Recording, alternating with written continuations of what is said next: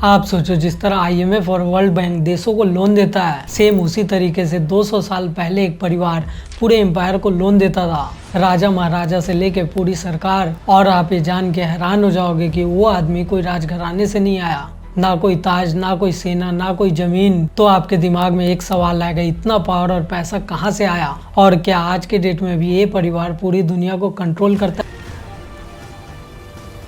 आज के वीडियो में हम समझेंगे रॉथस्चाइल्ड फैमिली की पूरी कहानी, और वो भी बहुत ही आसान शब्दों में 10th क्लास के बच्चे के लेवल पे और पूरी क्लियरिटी के साथ। तो इस वीडियो को आप लास्ट तक जरूर देखना। Rothschild family wealth was hidden in underground vault. Just how rich and powerful is Lord Evelyn Rothschild? बहुत सारे लोगों का मानना है कि रॉथस्चाइल्ड जब चाहे ग्लोबल फाइनेंस मोड़ सकता है। बड़े बड़े वॉर, इकोनॉमिक क्रैश, इवन तक टाइटैनिक की घटना के पीछे इनडायरेक्टली रॉथस्चाइल्ड फैमिली का ही कंट्रोल था। और आज भी ये फैमिली पर्दे के पीछे बैठ के गवर्नमेंट को इन्फ्लुएंस करती है। और इस बात में कितनी सच्चाई है, कितनी कॉन्स्पिरेंसी, इस बात का फैसला आप वीडियो के अंत में खुद करोगे। लेकिन एक बात तो बहुत ही ज्यादा क्लियर है कि ये फैमिली बिजनेस गेम को बहुत आगे तक समझ चुकी थी। और कहानी की शुरुआत होती है 1744 में जर्मनी के फ्रैंकफर्ट सिटी के बहुत ही ज्यादा छोटे से गिट्टो में। और गिट्टो का मतलब एक ऐसी जगह जहाँ पे ज्यूज को जबरदस्ती रखा जाता था। चारों तरफ दीवार, गेट में गार्ड, और 7 बजे के बाद बाहर जाना मना होता था। और वो जानते हो आप आखिर क्यों?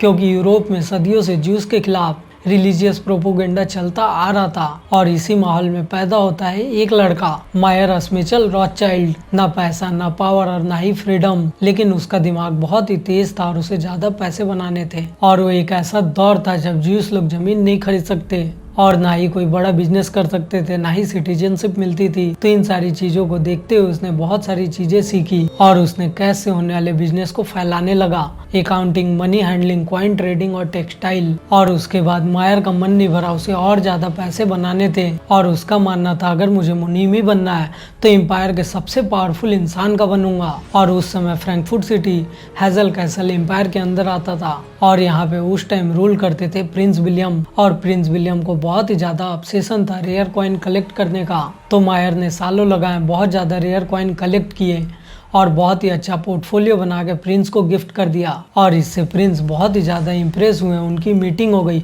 और उन्हें अच्छी खासी जॉब मिल गई। और मायर ने वहाँ पे बहुत ही अच्छा काम किया, प्रिंस का दिल जीत लिया और धीरे धीरे वो प्रिंस का सबसे ट्रस्टेड आदमी बना। और यहीं रहते हुए उसने बहुत सारे असली खेल स्टार्ट कर दिए। और उस टाइम में प्रिंस के पास एक बहुत बड़ी प्रॉब्लम थी। प्रिंस की आर्मी बाहर के देशों में लड़ने जाया करती थी और वहाँ पे लोकल कॉइन काम नहीं करती। और बाहर में सेना के सर्वाइवल के लिए बस गोल्ड और सिल्वर था। और मायर ने इस प्रॉब्लम का सॉल्यूशन बहुत जल्दी निकाल लिया। हेजल एम्पायर के लोगों से गोल्ड को कलेक्ट किया, बदले में लोकल कॉइन दे दी और सारी की सारी गोल्ड डायरेक्ट प्रिंस को जाके सप्लाई की। और इसका रिजल्ट ये हुआ कि वहाँ पे डिमांड बहुत ज्यादा बढ़ गई, प्रॉफिट भी बहुत ही ज्यादा डबल हुई और ट्रस्ट बहुत ज्यादा बढ़ गई। आज के डेट में इस चीज को हम कहते हैं फ्रंट रनिंग, और ये आज के डेट में पूरी तरीके से इलीगल है। लेकिन पास्ट में ये सारी चीजें हमेशा काम करती थी और उस टाइम ये सारे कानून नहीं बने थे जो इसे कंट्रोल कर सके। और धीरे धीरे मायर को समझ में आ गया कि एक एम्पायर पे डिपेंडेंट रहना बहुत ही ज्यादा खतरनाक है। तो इसीलिए उसने 5 बेटों को अलग अलग दिशा में भेज दिया। फ्रैंकफर्ट, लंदन और पेरिस, वियना और नेपल्स में उसके बच्चे जाके काम करने लगे। लेकिन उसने उस टाइम में बहुत ही स्ट्रिक्ट रूल बनाया,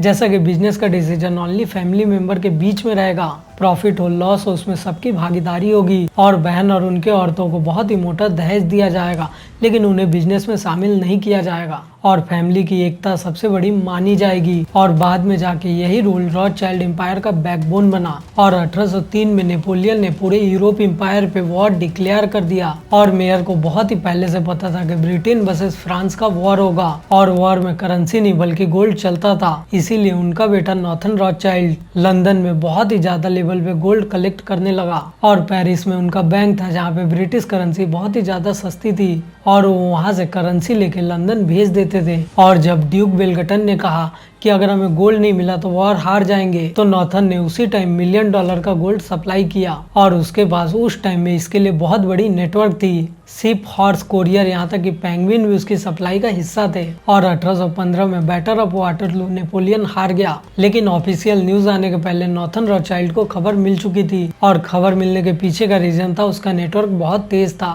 और अगर आप बड़े लेवल पे बिजनेस कर रहे हो तो इन्फॉर्मेशन पावर है और उसके पास इन्फॉर्मेशन पहले से आ गई थी।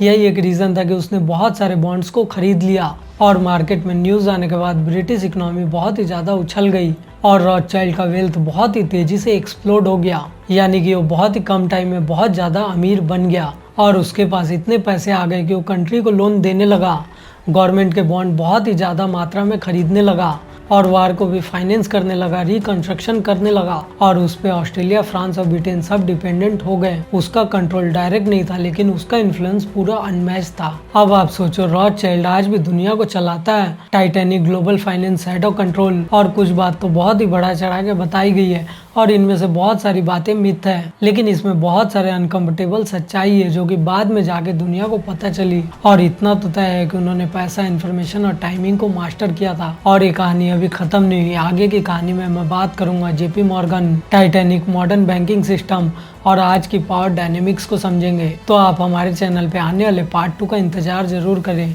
आप हमारे चैनल से जुड़े रहें, आपको बहुत ही जल्दी वीडियो देखने मिलेगा। और अगर ये वीडियो आपको पसंद आया तो इस वीडियो को लाइक, शेयर और चैनल को सब्सक्राइब जरूर करना। मिलते हैं आपसे आने वाले अगले वीडियो में, तब तक के लिए बाय और जय हिंद।